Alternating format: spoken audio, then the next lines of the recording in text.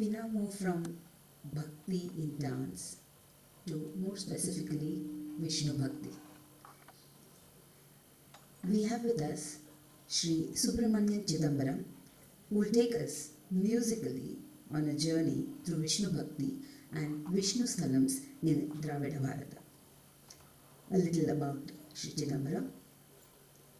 Shri Subramaniam, commonly referred to as Subbu, is an electrical engineer by qualification and a postgraduate in management from IIM Lucknow.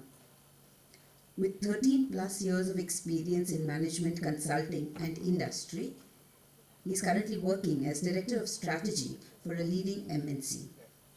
He is an MA in Sanskrit, specialization in Vedanta, a diploma in manuscriptology, both from the University of Mumbai, where he is also a visiting faculty. He has formally studied Veda chanting for 8 years and is currently pursuing his doctoral studies on Indic perspectives for modern leadership from Chinmaya Vishwavidyapith. Shri Subramaniam has several papers and articles to his credit published in various national and international journals, as well as presentations in various conferences and seminars. Hailing from a family of music connoisseurs on his maternal side, he was initiated into Carnatic music by his mother, Mrs. Bhagyam. He has had his formal training under Vidushi Srimati Vijaya Vishwanath and Vidushi Srimati Alamelu Mani, and is also trained in Tirupugar, Tevaram songs and rare kritis of Mysore Sadashivarao, Veena Seshanna and Hari Keshanallur Muttaya Bhagavatar.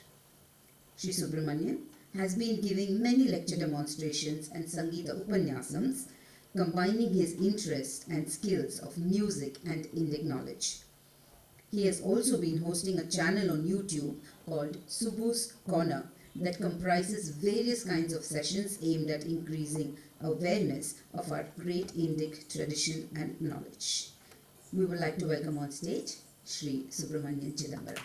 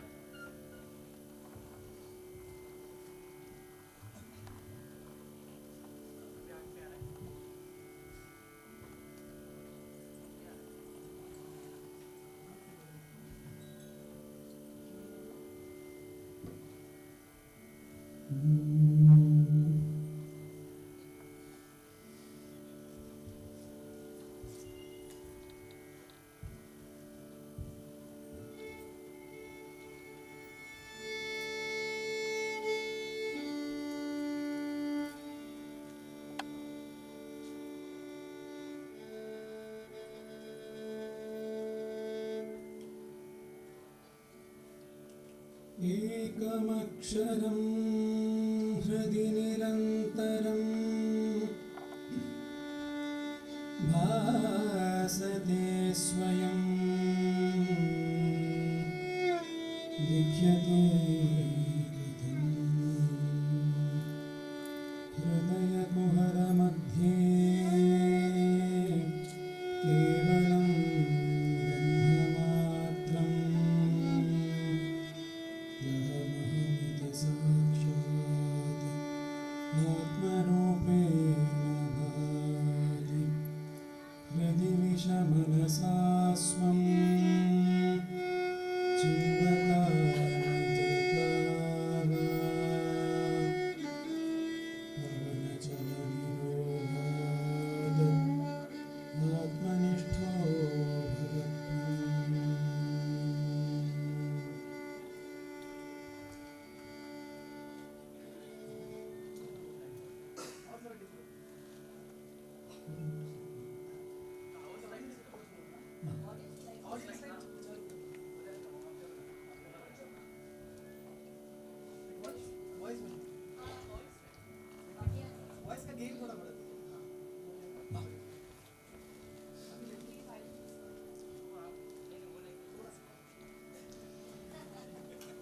Namaskaram to all. At the outset, I thank Kalishwaran and Dakshinamurti for inviting me into this festival and sharing my thoughts today with all of you. I have about 45 minutes now, so I'll try to do justice to what can be done in this time. I do not want to just rush with things, but I'll try to do whatever I can.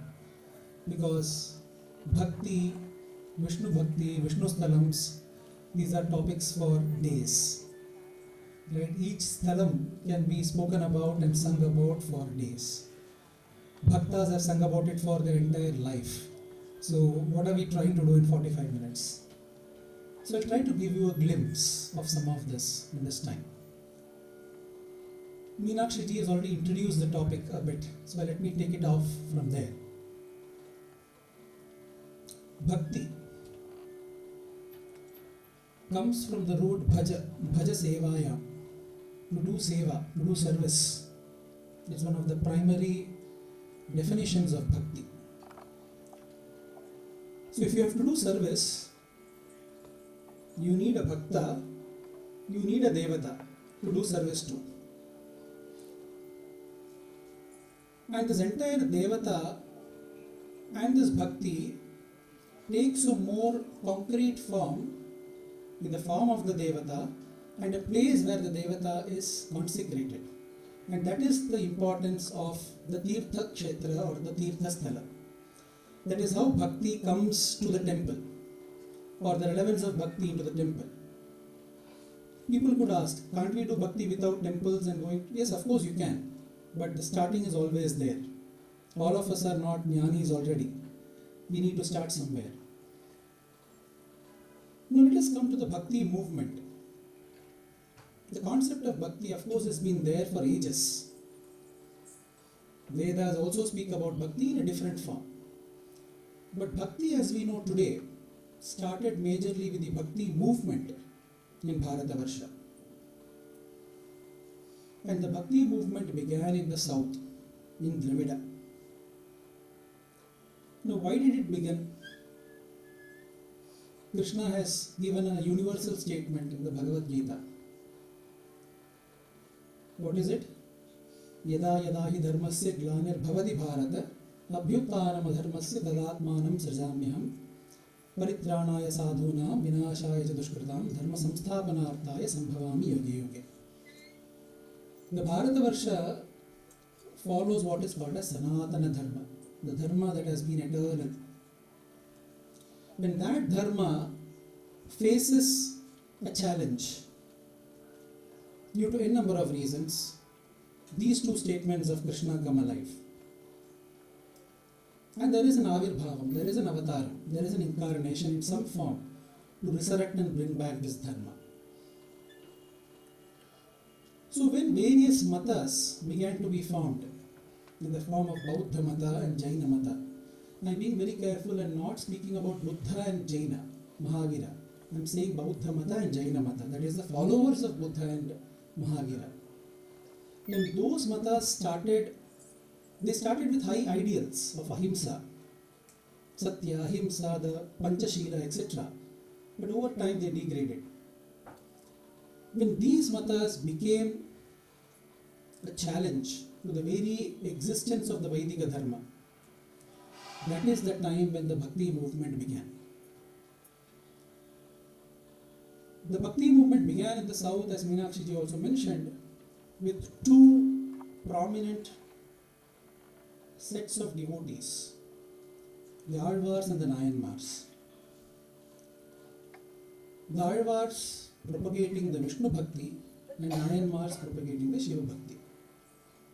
That means Vishnu and Shiva have always been there in our tradition.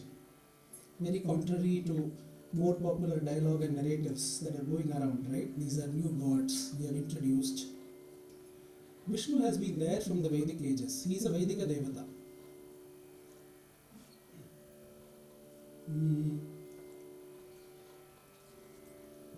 Vishnurnukam viryaani pravochayyah parthivaani vimame rajagum siyo vaskabhaya dustarakum vichakramana stredurugayah, says the Vishnu Sukta. the Vedas, the prominent form of Vishnu is that of Trivikrama, the one who measured the 3 worlds with his 3 feet. That is the popular form of Vishnu. But Vishnu has been there right from the Vedika times. Then he became Yajna Samrakshaka Vishnu when the Vedic Yajnas grew, and then he became the Vishnu that we know today in the various Puranas and Itihasas. So this Vishnu Bhakti began with the Alvars as a consequence of the challenges that were posed to Sanatana Dharma. Now, Vedic Yajnas and Yagas at by the time started decreasing or reducing in terms of its performance because people started shifting to the other matas. So the primary objective became, how do you bring back people into Sanatana Dharma? If you tell them to perform Vedic Yajnas and Yagas from the next day, that may not be a feasible option. So how do you get them into something that is more sweet, something that is more attractive? And that is Bhakti. Bhakti any day is, though people can debate and discuss, any day is considered to be sweeter. Narayana Bhattadri says it is Bhakti Gariyasi, it is much more sweeter than anything else, oh Guruvayur. Right? So that Bhakti attracts people. And to do that, the Alvars began the Bhakti movement.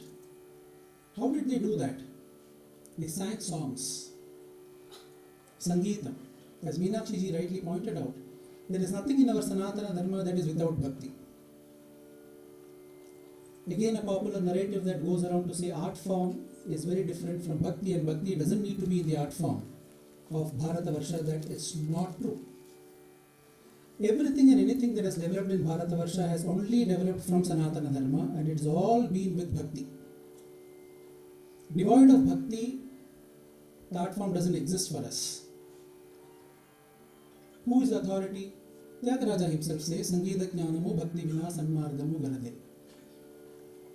So they chose the tool or instrument of Sangeetam to propagate Bhakti. And they went from temple to temple and sang songs. These are the Divya Deshams. And the songs codified are the Nalayana Divya Prabandhams. This is the beginning of Vishnu Bhakti in Bharatavarsha. So you had the very Nalayana Divya Prabandham begins by saying, Pallande Pallande Pallayiratande Parakodi Nurayiram Malladadindol Manivalla Nin Chevani Chevi Tirukapa. It begins by offering Tirukapa to the Perumal himself.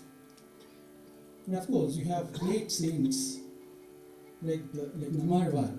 In his Tiruvalmuri, he goes on, immersed in Vishnu Bhakti, in Narayana Bhakti. Now, with the Vishnu Bhakti that began in Dravida Desha, you have this Divya Deshams spread across the modern day Tamil Nadu, Kerala, Andhra, and a few in Karnataka, and a very few in the northern parts of Bharatavarsha.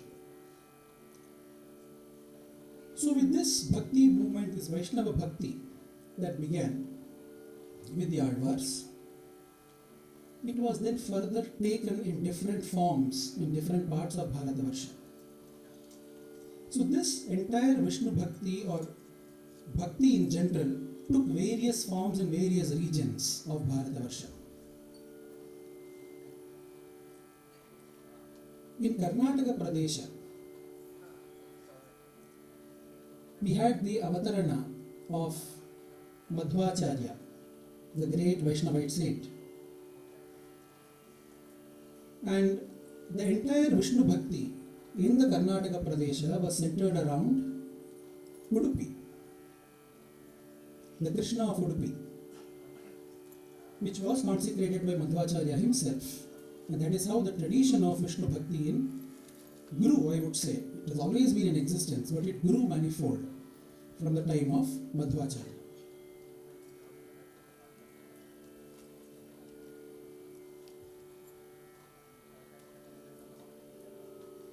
Now the Krishna in Udupi is a beautiful form, right? It is a Krishna standing with the mat, you know, the one to kneel the curd, the rod, right? Now this mat is coming, what is the reference of this coming from? The churning rod. It's coming from the Bhagavatam, which Narayana Bhattadari beautifully encapsulates. He says, Ekada dadi vimata karini mataram samupasedi bhavan stanyano rupataya nivarayan ankametyapa vivan payodharo Sami Vidara Bhanga Sankata Krodha Vara Paribhuta Chetasa Mantadandamupagruhya Paditam Hanta Deva Dadhivajanam Tvaya. The source, the event comes from Krishna taking the churning rod and breaking the curd pot out of anger when Yashoda did not give him the curd. It is that form of the Lord standing with the churning rod that is captured in a static move and kept in Udupi. So the Lord is coming from this source of the Bhagavatam. This Krishna, this Balakrishna is who is there in Udupi. And of course you have had various dasas over a period of time who have praised the Lord. And then you have the entire Dasa Kuta which comes from there and goes on. You have the famous song, I'm not going to sing the whole thing, I'll just sing snippets of it. Kashi Pitambaram Kaiyalli Kodaru Pusida Shri Gandhamariyoda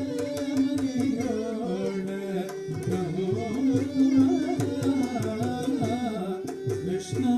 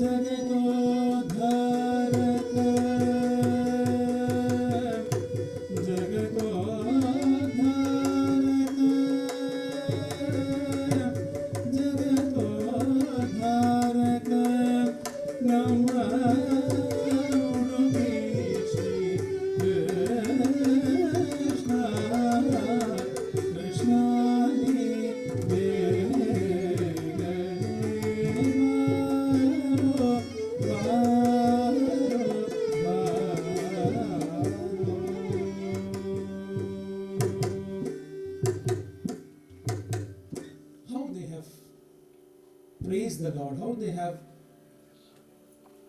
taken the rasa, and this is a famous song in the Natya Parampara, and because Meenakshi ji mentioned of the great Doyen Bala Saraswati Amma, the way she used to dance to the song brings alive the Krishna right in front of us. So this was the entire epicenter of Vaishnava Bhakti in Karnataka. And then of course it followed by the Dasa Parampara, the Dasa Kota Parampara, the Madhva Parampara, and it went on. Now simultaneously when this was happening, there was another beautiful Vaishnava Parampara that was emerging in our very own Maharashtra. This was the Varkari Sampradaya, the Vitthala Parampara. Around the same time, and that is why you see Purandaradasa is sort of a mishrana between the Madhva Parampara and the Vitthala Parampara. He says Purandara Vitthala. Many of the Madhva Pitas have Vitthala as their Devata. They worship Vitthala in many of the Ashta Mathas around Udupi. So that Parampara of Vitthala, the beauty also of the various kshetras that we have taken today is that even from an iconographical perspective, they represent very unique forms of Vishnu. The normal forms of Vishnu are the Sthanaka, the one who is standing with the Chaturbuja, Dasina, the one who is sitting, which is rare, not too many, and the Shaita or the Shayana, Vishnu, which we all know about. But these, like Udupi, it is a Sthanaka, but not a Chaturbuja Vishnu. It is with a Danda or a churning rod. Vittala is standing with both his hands on his hip, a form you will never see anywhere else. So another unique iconographical aspect of Vishnu that you find. In his Pandurangashtakam, Shankaracharya says, why is Vittala standing like this? He is standing so that he is giving a message to his devotees that even if you drown in the ocean of samsara, the water will come only up to the hip level. I will protect you. It will get curved there and you will be able to wade across this Bhavasagara. So all Mahatmas have praised this Lord of Pandharapura.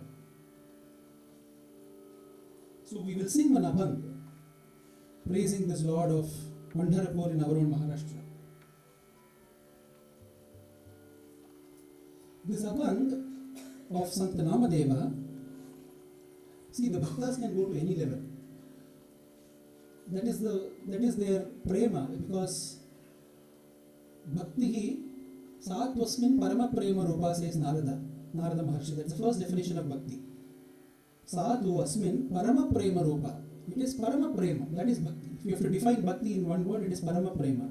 That is extreme love. You don't know unconditional love. You don't know why that love is. There is no expectation in that. But it is extreme love. So all the bhaktas you will find this.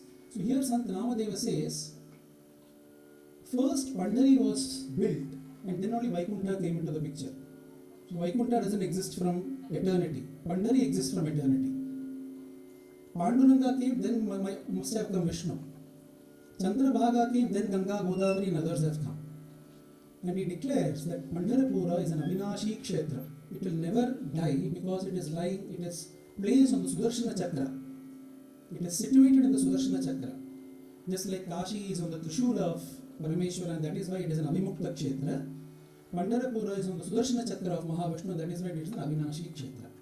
So we will just go through this abhang.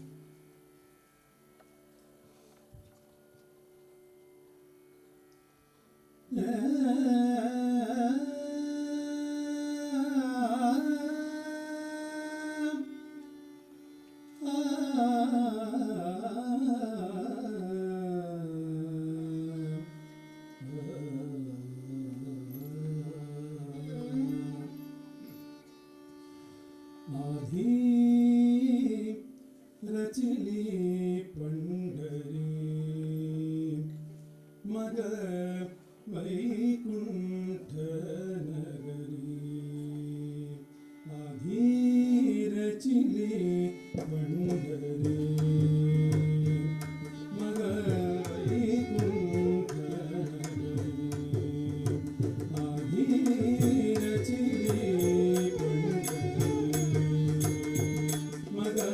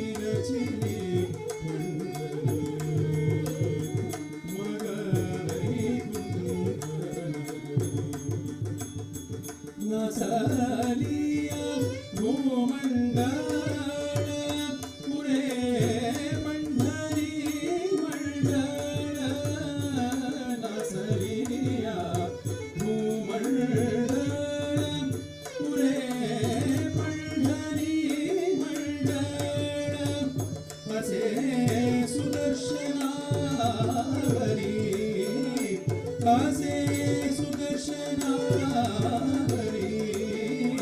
म्हणुनी अविनाशी म्हणुनी अविनाशी रचने पंढरी मग नमामि वाशी हरी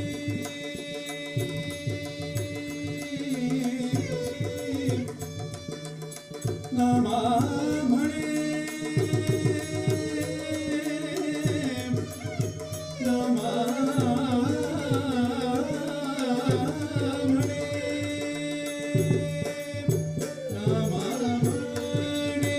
वाशी हरी आम्ही नाचो पंढरपुरी नमामि वाशी हरी आम्ही नाचो पंढरपुरी आम्ही नाचो पंढरपुरी आम्ही नाचो Pandharpuri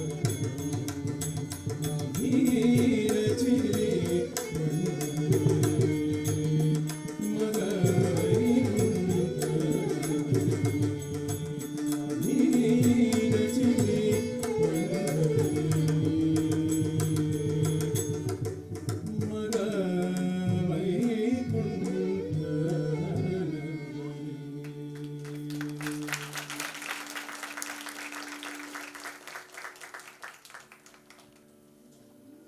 This is an intoxication. It's very difficult to come out of this and go into the next. But let us do that. That's the need of the hour. So let us do it. Let's move from Pandharapura. So Pandhari, the Varkari Sampradaya, as I said, is a crux of Vaishnava Bhakti in Maharashtra.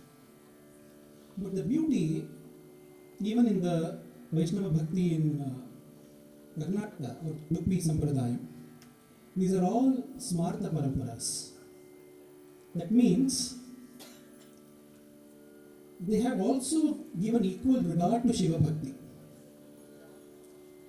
The Santas of Varkari Sampradaya have said that, oh Vithala, you carry Shivalinga in your forehead, on your head. There is a story of Narahari Sonar, who was a great Shiva Bhakta, who would not do anything other than Shiva, and when he was asked to make the kavacha for Vithala, he said, I will not see Vishnu, I am a Shiva Bhakta. So they said, fine, we will blindfold you, and you take the measurements and you make the kavacha. When he goes and he touches the Vigraha, he only can experience Shivalinga. He is not able to experience. When he opens, he finds Vithala standing there. When he closes again, he finds Shivalinga. So he becomes the Vithala Bhakta. So Vithala is a sammishrana, the Vithala Sampradaya is a sammishrana of the Shiva and Vishnu Bhakti. Similarly, though Udupi comes from the Dvaita Parampara of Madhvacharya, even today you will see a lot of the Shiva Kshetras in Karnataka. They all have priests from the Madhva Parampara who are also doing pujas in the Shiva Kshetras. So with this kind of bhakti that rose again and again in Maharashtra, I might also mention here, I mentioned about the need for bhakti coming as a response to the adharma. After this entire Varkari Sampradaya in the 12th, 13th centuries, you had a period where you did not have too many santas coming. And then came the emergence of Avirbhava of one of the greatest saints of the Varkari Sampradaya, Sant Tukaram. And that came as a response to the Mughal invasions. Because that was the time the Maratha Samrajya took birth in Maharashtra. And Sant Tukaram and Sant Ramadas, Samartha Ramadas, in that time period is where the Maratha Samrajya took its force as a Hindu Samrajya and fought the Mughal invasions. So you can imagine, and there's a beautiful story where the Paramacharya of Kanchi says that if it not were for these Marathas, the Mughal invasions would have reached everywhere down south and would have destroyed all the Sanatana Dharma that was there. The Marathas put an end to that right in Maharashtra and did not allow it to go further enough. They still went over the later times, that's a different story. So this is the beautiful Varkari Sampradaya in Maharashtra. Then we come to another great Vaishnava Bhakti Sampradaya in Kerala. I mentioned that Kerala does have Divya deshams. But when you look at the Vaishnava Bhakti in Kerala today, when you say Narayana, the next word is always automatically Guruvayurappa. They go hand in hand. Right? The Vaishnava Bhakti in Kerala cannot be thought devoid of the Kshetra of Guruvayur. And interestingly, Guruvayur is not one of the Divya deshams, but it is an Abhimanasthala. It has been there for ages because it is a Vigraha that was worshipped by Krishna himself in Dwaraka, and that came down, and Guru and Vayu, you know the story. But the entire fillip or the boost to that Krishna Bhakti or Vishnu Bhakti in Guruvayur started in the 14th, 15th and 16th centuries with the great saints Melpattur Narayana Bhattadari, Moondanam, Guru Ramma, Vilvamangalam Swamigal and so on. They also worshipped the Lord with Sangeeta and Kavya. So you have the famous Narayaniam, which most of the people here would know. That was the offering of Melpattur Narayana Bhattadari. That is like the canonical text of Krishna Bhakti. If you are in Guruvayur, that is the canonical text, that and Bhagavatam. These are the two canonical texts that you find being recited day in and day out. When you reach Guruvayur, early in the morning, you have something called as the Vagacharta and the Nirmalya Darshana. Right at 3 o'clock you will stand in the queue, and then the Darshana gates will open. At that time you will hear the music coming into your ears.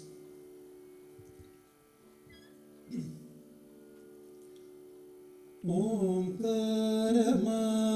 Purul Moonai Pirinyudane Ankaramaya Dinu Natandanne Sakshiyadu Bodham Varottu Vadinu Adaya Ninna Paramacharya Rupahari Narayanaya Nama Narayanaya Nama Narayanaya Nama Narayanaya Nama Narayanaya Nama Narayana Akhila Santapanashani Jagannatha Vishnu Hari Narayanaya Nama. The Harinama Kirtanam will be here. You constantly keep hearing the Harinama Kirtanam. These are all saints. Sunja Tirthachan, Melpattur Narayana Bhattadari, Poondanam, the Jnanapana of Poondanam will keep going on. And that is a kshetra where Krishna shows miracles every moment, if you have eyes to see it. He is only Krishna there, though he is a Chaturbhuja Narayana Vigraha. The Devata is in the form of Chaturbhuja Narayana, but the perception of the Lord there is as only Krishna. Because that is how he gave Darshana to Poondanam, to Guru Ramma, to Vilvamangalam Swamigal and host of devotees. That is why in one of the songs, the Bhakta summarizes the entire Dinacharya in the Guruvayur Kshetra. He says,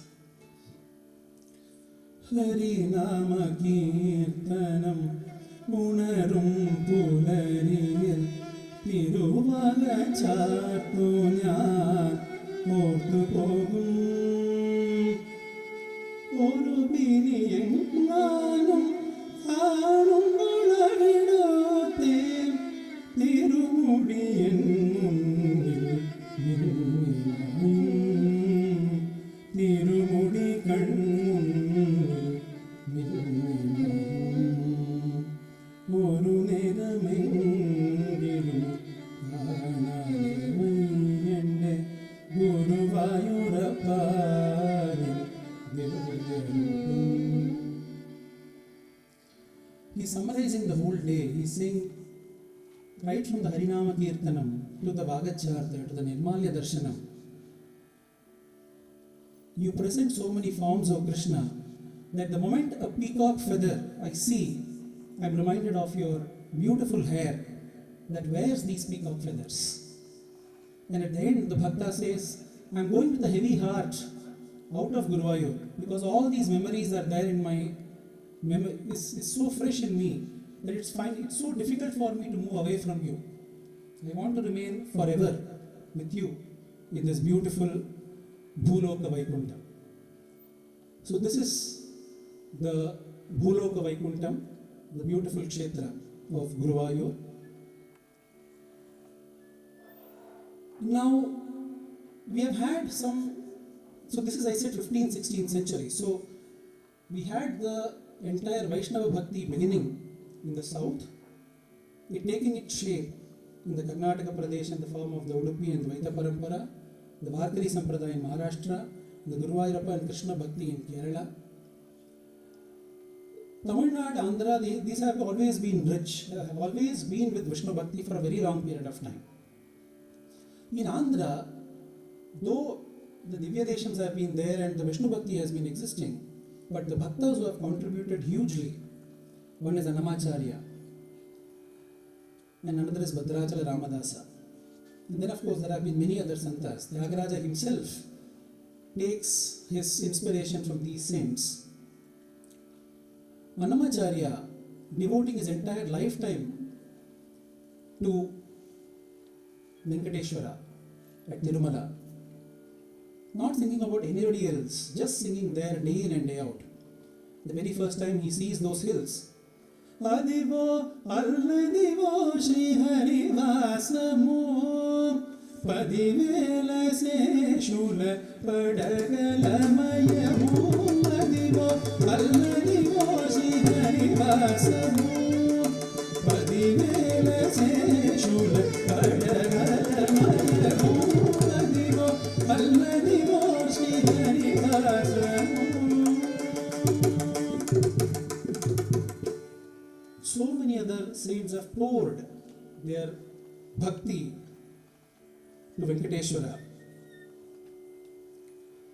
Shri Venkatagirisha Manokaye Vinayaka Tunagarudam Shri Venkatagirisha Manokaye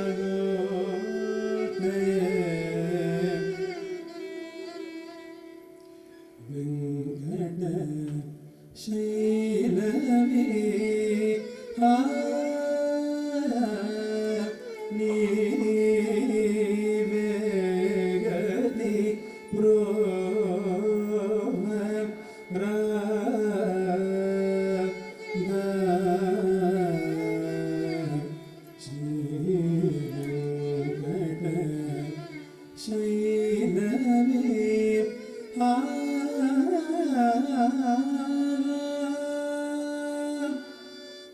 So many songs in praise of the Lord. The other one is, of course, Bhadrachala Ramadasa, that we said Bhadrachala. Paluke Bangara Mayana, Kodanda Pani Paluke Bangara Mayana, Kodanda Pani Paluke Bangara Mayana. All these songs exist today alive in the Bhajana Sampradaya. Of course, Ranganatha. Who can not speak of Ranganatha, which is referred to as Koil? The very first Divya Desham begins from Sri Rangam. Ranganatha is the Kuladevata of the Ikshvaku Vamsha. And that is where Dikshidhar says in his Kriti Ranganayakam Bhave that it is the one who has been worshipped by Rama and his ancestors. Ranganayakam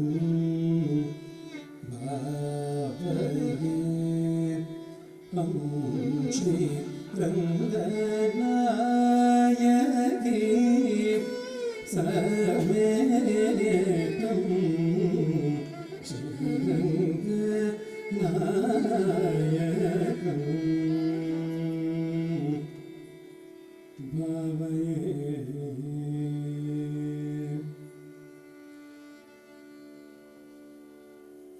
So we thus have taken a very quick tour, a Tirtha Yatra, across all the Divya Deshams.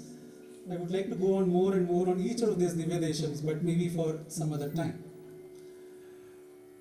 I would like to end or conclude this with a song. How can Vaishnava Bhakti for Bharatavarsha, the first form of Vishnu that we know is Rama. And we of course have had Ramalalla in Ayodhya. So what more of a Vishnu Bhakti sthala without Ramalalla this year? So I will conclude with a song that I had specifically composed for the Prana Pratishtha,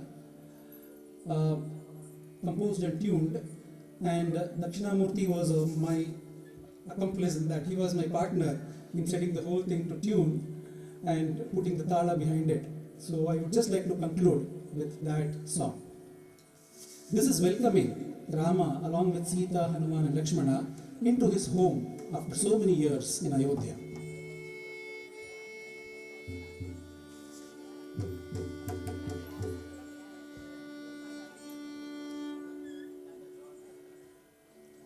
Swagatam suswagatam, swagatam suswagatam, navanavina vinirmite bhavane mandire sitaya saha swagatam, navanavina vinirmite bhavane mandire sitaya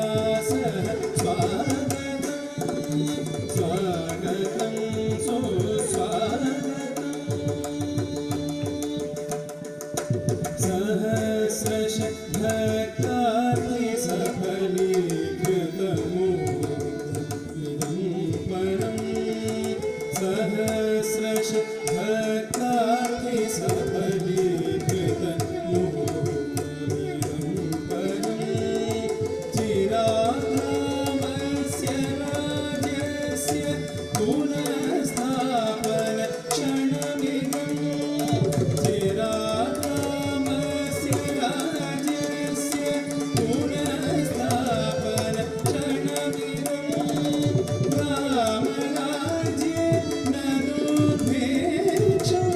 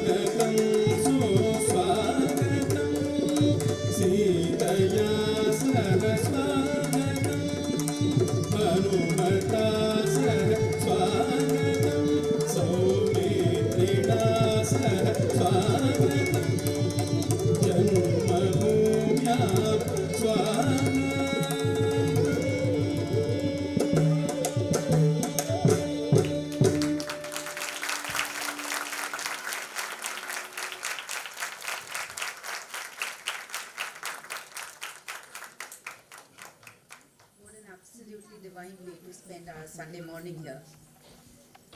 I could feel myself in the Kshetrams at so many points when he was explaining. I'm really touched. And I'm sure a lot of the audience members will agree with me that it has been blissful listening to Shri Chidambaram here today.